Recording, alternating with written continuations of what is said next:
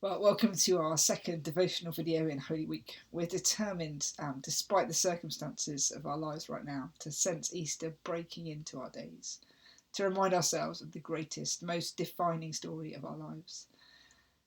As with all these videos, we're just saying, hey, why don't you find some space, take the time to sit, maybe go outside, feel the wind on your face, bring up your cheeks to the sunshine, be aware of warmth on your face. Pay attention to what's going on in your body. Where are you aching today? Where are you feeling pain? Where are you sensing joy? Let's breathe and quiet our souls and remind ourselves of a time when Jesus washed his disciples' feet.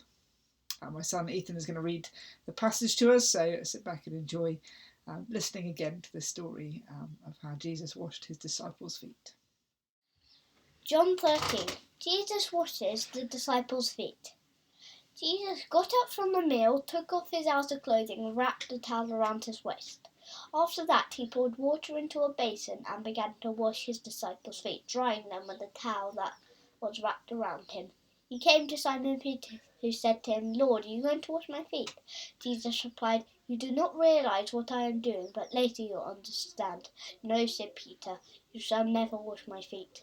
Then Jesus answered, "Unless I wash you, you have no part with me."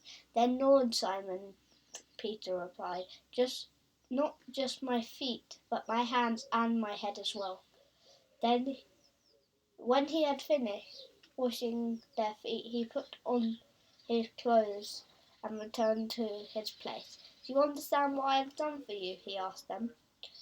"Now that I, your Lord and teacher, have washed your feet, you should also wash one another's feet. I have set an example that you should do as I have done for you."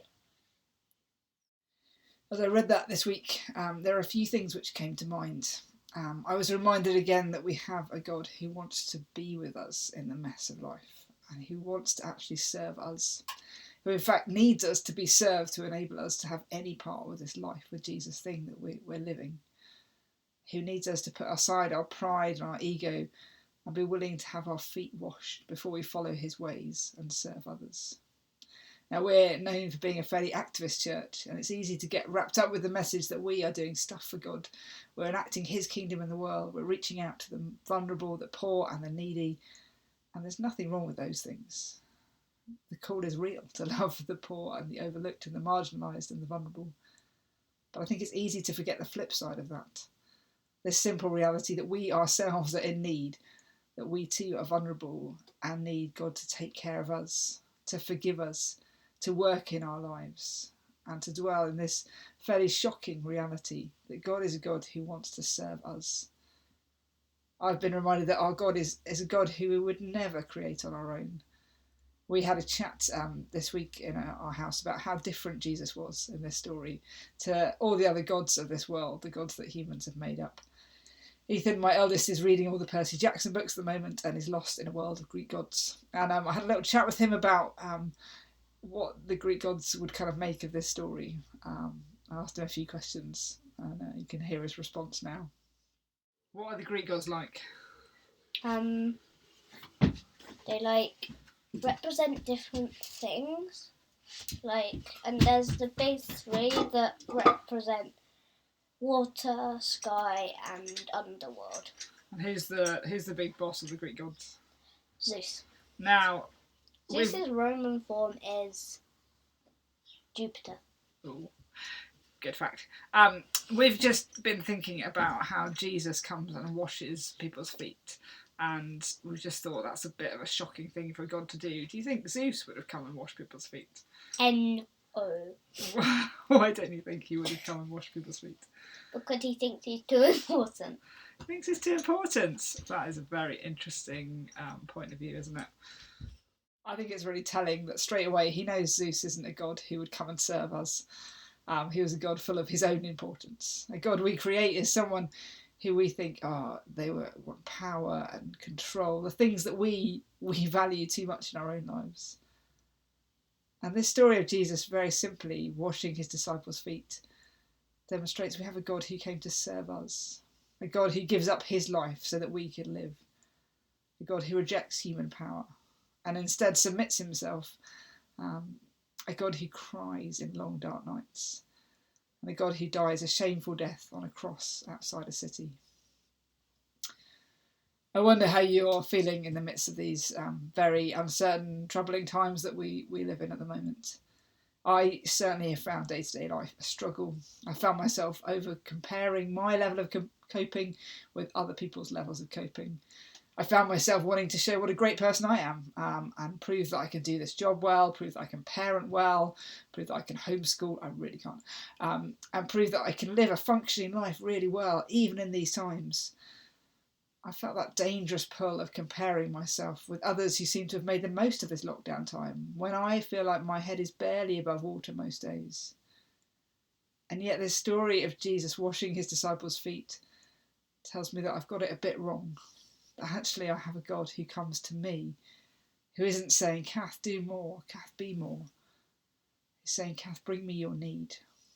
See, these days I feel very vulnerable and very in need, and that's not a bad place to be.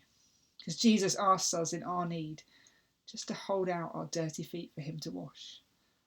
All he needs to do is for us to ask for help, to put our hands up as a small child does to a parent when they're full of tears and rage and pain, and give him our crying, messy need. I'm in need today of a God who will forgive me, who comes into my today to help me have patience and kindness to the people around me, who calls me to love, but gives me the strength to do that. I'm in need of washing, and I'm grateful I have such a God who stoops tenderly and intimately wash my feet. That's me. I wonder, though, where this story meets you in Holy Week. What has it highlighted in your mind as you listen to it? We'll listen to it one more time, and then I'll just ask a couple of questions, and you'll have time just to go away and think about these things. But as we listen, take some time to sit and to notice. How are you? Where do you feel the need of Jesus washing your feet? Ask Jesus what he wants John to share. 13. Jesus washes the disciples' feet. Jesus got up from the meal, took off his outer clothing and wrapped a towel around his waist. After that, he poured water into a basin and began to wash his disciples' feet, drying them with the towel that was wrapped around him. He came to Simon Peter, who said to him, Lord, are you going to wash my feet? Jesus replied, You do not realize what I am doing, but later you'll understand.